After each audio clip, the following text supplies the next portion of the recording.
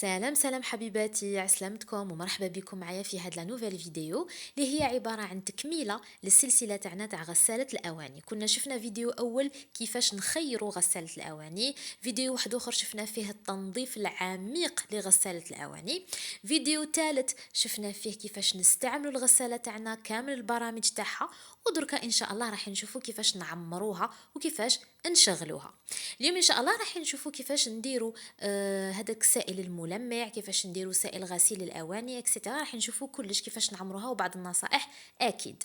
غادي نوري لكم لهنايا كيفاش تعمروا الملمع تاع غسالة الأواني تاعكم. راح تعمروه في هاد لو ريزيرفوار، تعمروا حتى يمتلئ للفم، حتى يطلع يعني لو نيفو تاع سائل هدايا الملمع للفوق، حتى تشوفوه هكذا كيما راكم تشوفوا لهنا معايا في الصورة. دونك هاد لو ريزرفوار الخاص بالملمع راح نشوفوا فيه إشارة هكا تاع شغل نجمة هي خاصة بالملمع.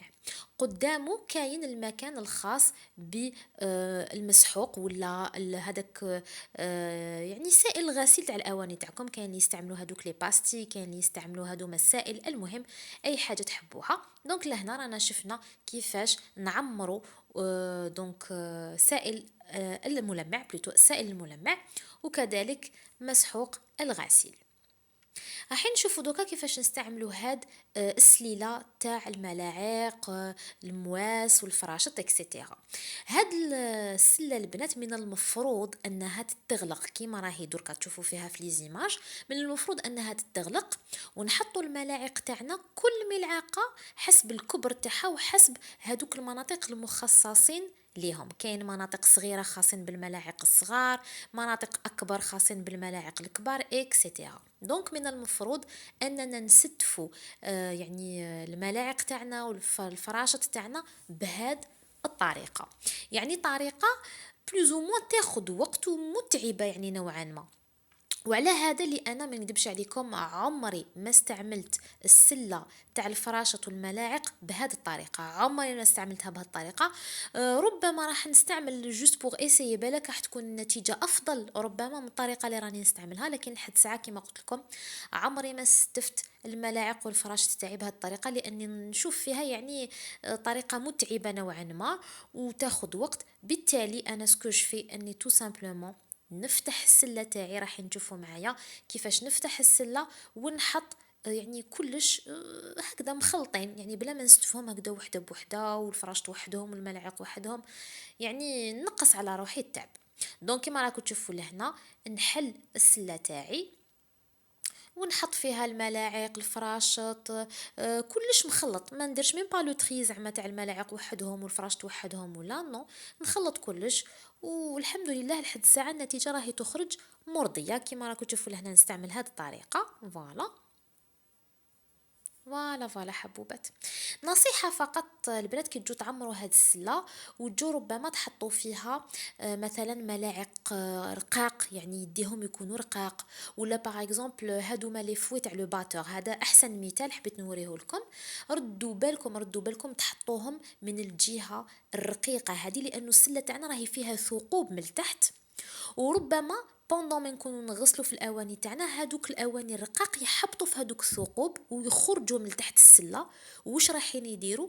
رايحين يعيقوا المرش هذاك التحتاني، وهذا راح يسبب يعني احيانا راح يسبب حتى بعيد الشر انه الماشينه تاعنا تحبس كاريمون، ولازم نسقموها ونروحوا عند السقام ونبدلوا لها لي بياس تاعها اكسيتيرا. دونك ننصحكم انكم توجور تحطوا الجزء يعني العريض هو اللي من تحت، ما تحطوش حاجه شوكه ولا مثلا لي باغيت شينواز ولا تاعكم تحطوهم في السله كابابل كما قلنا يخرجوا من تحت.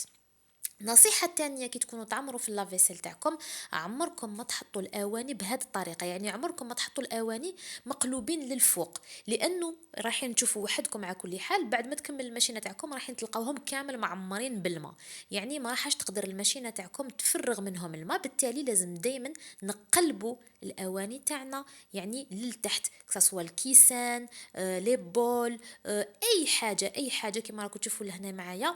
كاع الاواني تاعي راهم مقلوبين للتحت باش هكذا الماشينه تغسلهم ومن بعد يسهل عليها انها تخلصهم من هذاك الماء اللي تكون غسلت به.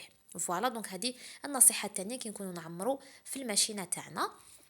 نصيحة ثالثة مهمة جدا جدا هو انكم توجور تفيريفيو انكم ما حطيتوش في اللافيسيل تاعكم وماعن يديرونجيو المرشات هادوما كسوا التحتاني ولا الفوقاني. توجور بعد ما تعمروا لو لافيسيل تاعكم دوروا هكذايا هادوك المرشات وشوفوا باللي راهم يمشيو يعني بطريقة صحيحة، ما كان حتى حاجة راهي تجيني فيهم. هذا شيء مهم جدا. تدبيره البنات، تدبيره نديروها من داك لافيسيل تاعنا باش يخرجوا الماعن نقيين ويتعقموا. رايحين ناخذوا كيما راكم تشوفوا لهنا مقدار تاع كاس اتاي تاع عصير الليمون. ناخذ ان بوتي بول ونكمل نعمر هذاك لو بول تاعي بالخل. دونك راح ندير خليط تاع الخل والقارص يعني عصير بلوتو الليمون، نخلطهم حتى نتحصل على كميه هكذا معقوله ان بوتي بول. هذاك لو بول راح نديرو في الكونجيلاتور، راح نديرو في الكونجيلاتور وبعد ما يتجمد تماما نخرجو كما راكم تشوفوا لهنايا. ورايحه ان شاء الله نستعملو في آلة غسيل الاواني تاعي باش كما قلنا تتنقى ويولي فيها يعني ماشي رائحه مليحه، وانما نتخلصوا من الروائح الكارهه الا كان فيها ما حاش تطلق ريحه، وانما نتخلصوا من الروائح الكارهه. شوفوا معايا لهنا كيفاش راح نستعمل دونك هاد الخل وهاد القارص. راح نحطو تو سامبلومون مع الماعن بوندون ما تكون الماشينه تغسل في الماعن، راه هو يبدا يذوب بشويه ويعقم لي هذوك الاواني، يعطي لهم اون بريونس او ميم طون كيما قلنا هذاك الخل والقارص راح يمشي في التويوات تاع الماشينه تاعنا وينقيهم.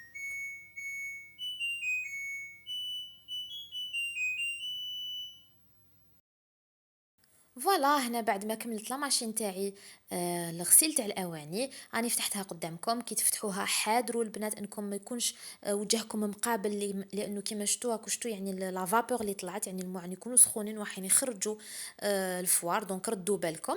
شوفوا النتيجه ما شاء الله كي نكونوا نتهلاو في الماشينه تاعنا نعرفوا كيفاش نستعملوها، النتيجه دائما تكون مرضيه باذن الله تعالى. ما شاء الله لا قوه الا بالله. البنات لا بريونس هذه راجعه اول حاجه لاني ننظف لا ماشين تاعي بيريوديكمون يعني في كل مره ننظف لا ماشين تاعي. تاني حاجه لاني دايره عسر الماء المناسب يعني مريقليه لا ماشين تاعي على حساب الماء تاعي شحال فيه من الكالكير. هذا شيء مهم جدا جدا. الماء لازم يعني تريقليو العسر تاعو كيما يلزم الحال، لانه الا كان درتو كميه قليله من الملح راح يظهر هذا على الاواني تاعكم راح يخرجوا شاهبين مضببين.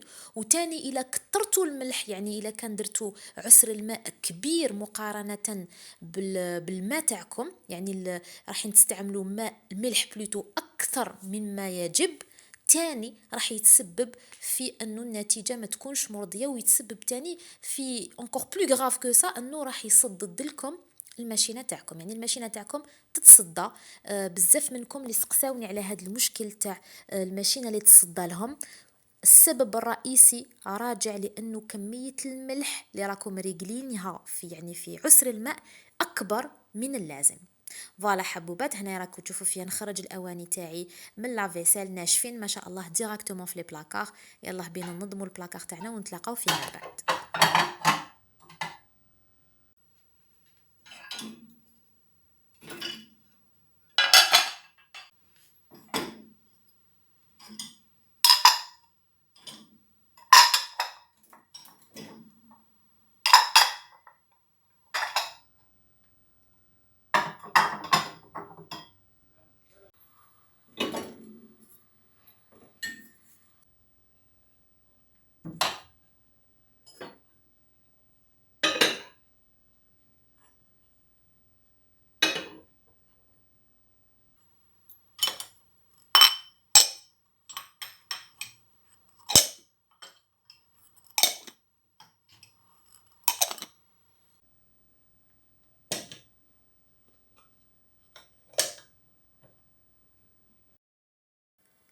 فوالا حبوبات بهذا نكونوا لحقنا ان شاء الله لنهايه لا فيديو تاعنا تاع نهار اليوم. نتمنى من كل قلبي انها تكون عجبتكم، نتمنى تاني من كل قلبي انه هذه السلسله كانت نفعتكم وفادتكم بزاف. جاوني تعليقات يشكروني على هذه السلسله تاع غسالة الاواني لانها بارامون فادت بزاف من الناس. الحمد لله يا ربي.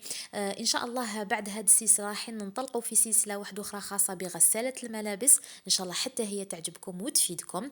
البنات الا كان عجبوكم هذا الفيديو الفيديو ايبا ما عليكم غير ديروا لهم جيم، ما عليكم غير تخلوا لي تعليق شباب، وتاني تشتركوا لي في القناه باش تكبر عائلتنا ان شاء الله. ما تنساوش تاني الانضمام للصفحه تاعنا تاع الانستغرام مريم لايف ستايل، هادشي راح يفرحني انورميمون.